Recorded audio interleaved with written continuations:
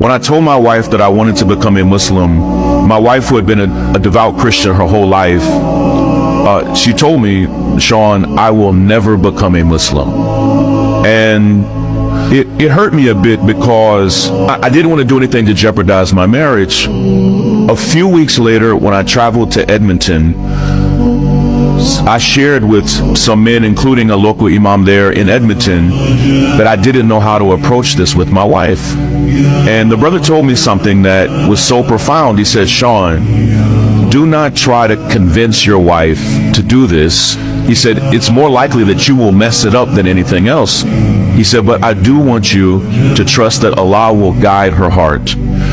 When I got home from Edmonton, this is in early January, just not that long ago, I laid both of those copies of the Quran on my dresser, not because I was like low-key wanting my wife to find them.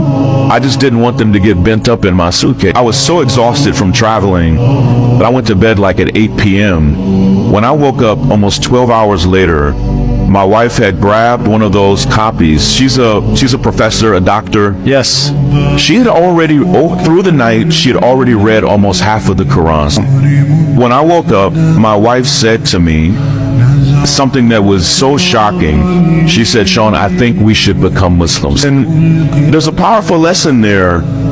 Like most Americans, most of what my wife knew about Islam, she learned from places that you don't want to learn about Islam. If what you know about the Prophet Muhammad, peace be upon him, you learned from the news, if you learned it from movies, if you learned it from social media, it will be misinformation. And my wife, who's an intellectual, a voracious reader, first thing she said to me was, Sean, the Prophet Muhammad, peace be upon him, he is not who I thought he was. Wow. And she was just moved by his life and his example.